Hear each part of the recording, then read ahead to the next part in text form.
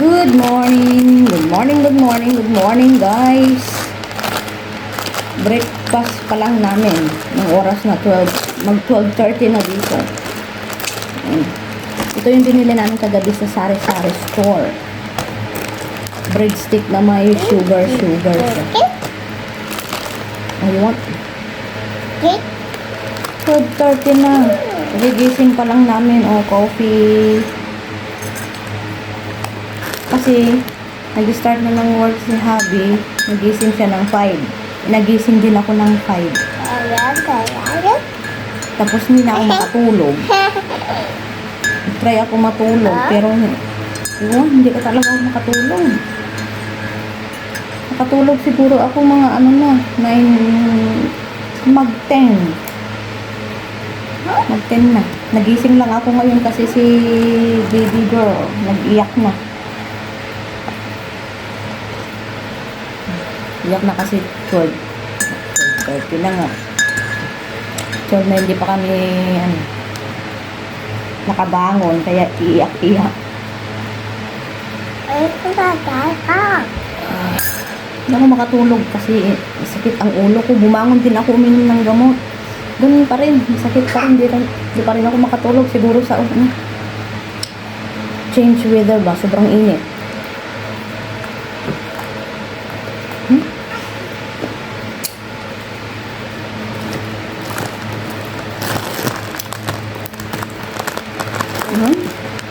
Bread. Hindi na ako bumili kagabi ng utap. May utap doon kaso bukas yung yung box na lagayan ng utap. Bukas siya. Hindi ko alam kung baka may ipis doon na dumaan, mga langab.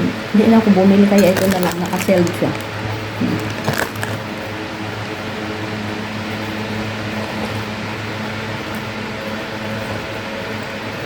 Marami din cake doon kaso ayoko. Mas gusto ko itong crunchy at saka utap sana.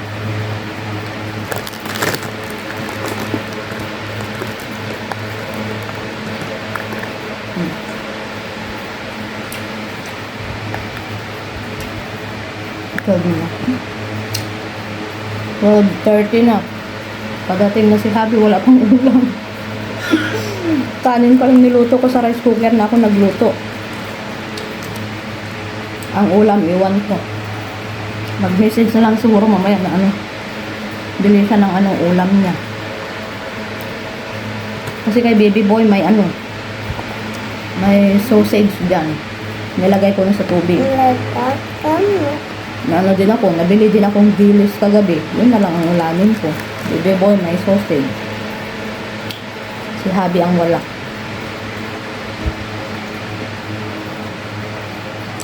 Si Habi mapakain ko ng isda. Pero mga dried fish, never. Dried fish, bagoong, alamang, ayaw na ayaw.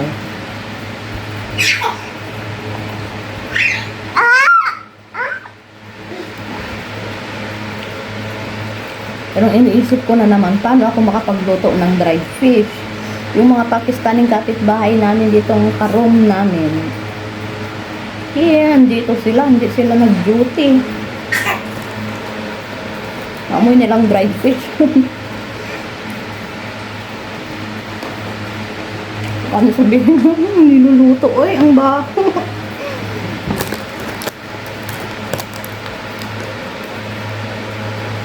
You're naughty. You're naughty. Nag-iyak-iyak si baby girl kasi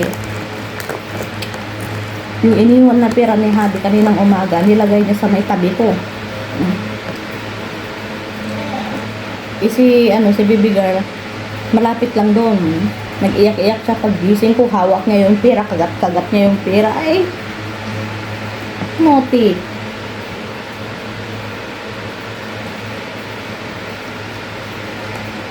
Titingin-tingin.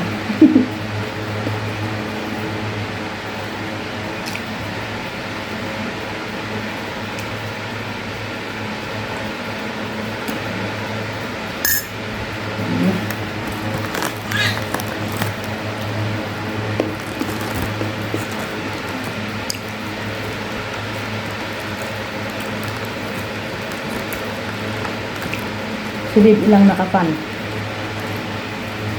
Kami wala. Kasi siya yung ano, maano yung buhok. Naiinitan talaga itong isa ikalbo. Okay lang.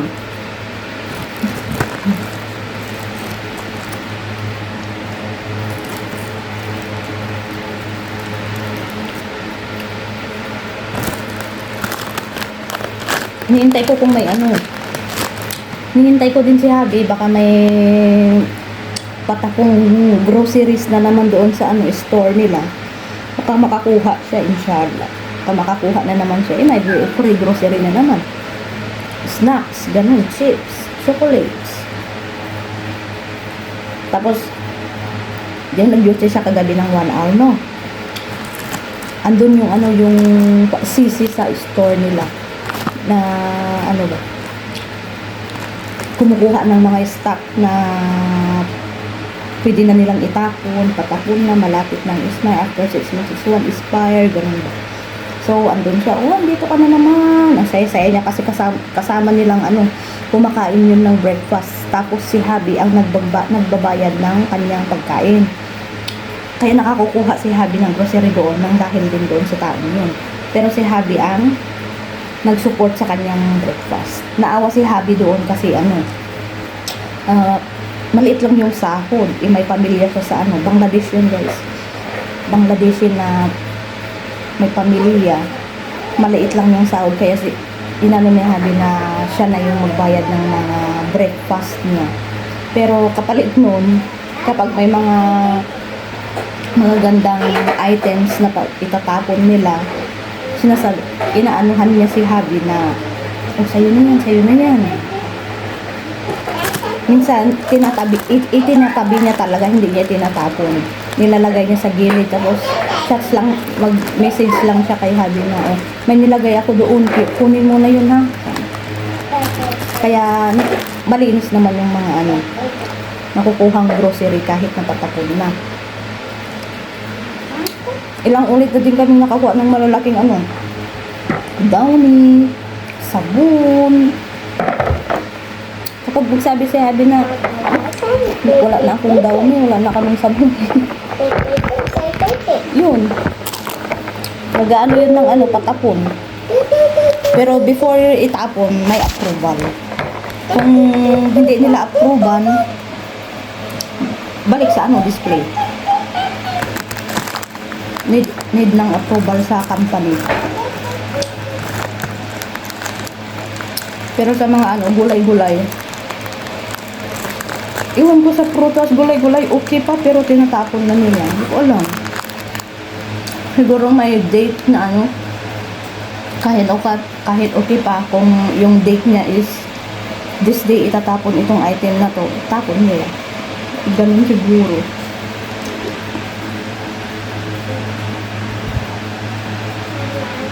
May one time guys, araw-araw talaga, araw-araw may kamatis, may bell pepper, yung fridge ko punong-puno ng kamatis, punong-puno ng bell pepper, hindi ko alam kung paano ko lutuin.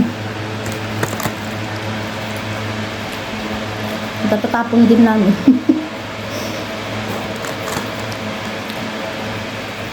Minsan pinamibigay ko sa mga ano, mga namumulot ng basura. May mga namumulot din ng basura dito, lalaki, mga karton-karton, ganun. Minsan binibigay ko doon pag nakita ko sila sa labas. Pero yung mga lalaking yun, may mga trabaho daw sila, parang sideline nila yung magkuha ng mga karton sa basurahan, yun, sideline. Pero ang mga yun guys, alam nyo, pag uwi nila sa lugar nila, marami silang pera. Yun ang kinaganda. Nga hindi sila ma-social, wala silang pili sa trabaho, ganun ang importante sa kanila. Kapag andito sila, kailangan nila ng pera, kailangan nilang kumita, padala nila sa lugar nila. Tapos yun, pag uwi nila, may pera silang, malaking pera. Ano nila sa negosyo nila, nautak sila ba? Yung pagtingin mo, ay ano ba yan, ang dumi-dumi, ay ano ba yan, ang hirap naman ng buhay dito, ganyan. Pero sa lugar nila, mayaman sila guys. Mayaman sila. Kung titingnan mo parang ang hirap-hirap nila pero mas mayaman pa sila sa iyo.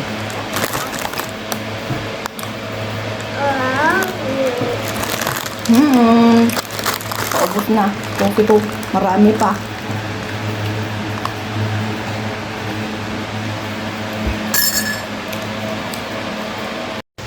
So, ayun nga guys, may dumating ni Gracia. Hindi si Abby ang naghatid, yung kaibigan niyang ka-work niya, nakapitbahay namin, naka-roommate namin dito. So, ito na guys yung libre. Oh, yun, hawak na ni Abby yung isa. Ay, baby boy ang isa. Chips na, lace pa din guys, tulad ng oh, dalawa. Bukas na pero okay pa yan guys. Hindi nila tinapong, binuksan lang nila na ganyan. Parang inano lang ng kutsilyo. Kasi gumagawa sila, oh, tatlong chips. Tsaka prutas guys, roman. Oh, tingnan nyo eh. Ang ganda-ganda pa oh. Iwan ko. Yung nasa isip nila, ba't hindi nila tinatapon? Ito naman, para siyang bread, pang kape. New York roll. Tapos na kaming magkape. At saka may orange, may bread pa din na pang kape. Croissant yan guys. Oh, may mais na naman, may orange, may green apple, may tomato.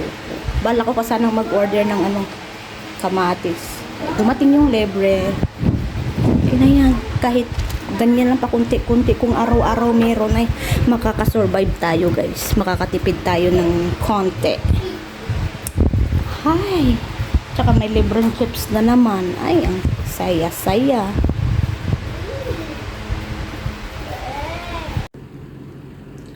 Hi guys!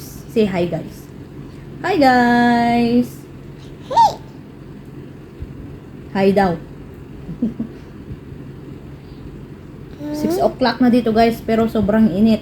Tulog itong mga bata. Tapos sobrang init, inun ko yung aircon. Nagising silang dalawa.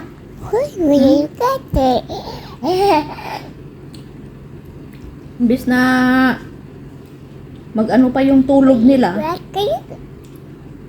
gumanda yung tulog nila kasi may aircon. Nagising. Ayan, kain siya ng ice cream kasi sobrang init. Kahit ako pinagpapawisan.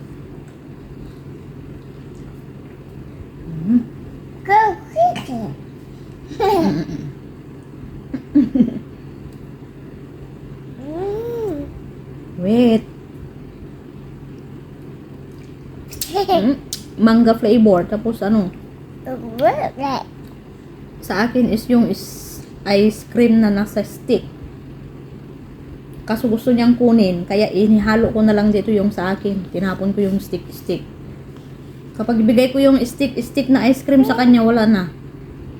Damit niya na naman puros ice cream. Mas okay yung ganito, sinusubuan lang siya. Para malinis. Yummy, yummy. Your ice cream, yummy, yummy. You really like it? Say hi. Hi guys.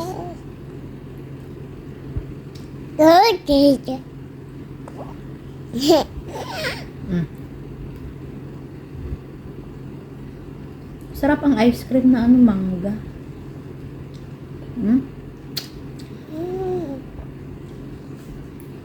Okay.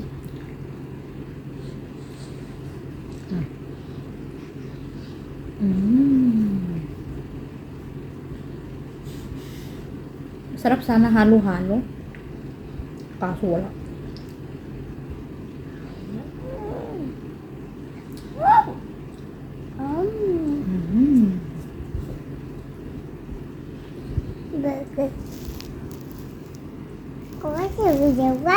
Yes, Fatima, wake up also. Why you two wake up? Mama open aircon so that you sleep good. Why you two wake up? You don't want aircon? You want your sleeping, you're sweating. You also, girl. Mama open easy, you wake up also. Yes.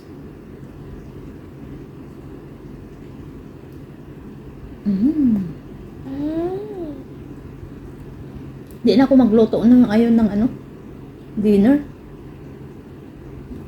Kasi bumili kanina si Habi ng ano, pulaw biryani. Tapos yung kapitbahay namin Pakistani, nagbigay din ng biryani. Tapos ako nagluto ako ng ano, sausage, dilis, itlog, marami kaming pagkain, meron pa. Hindi na ako magluto.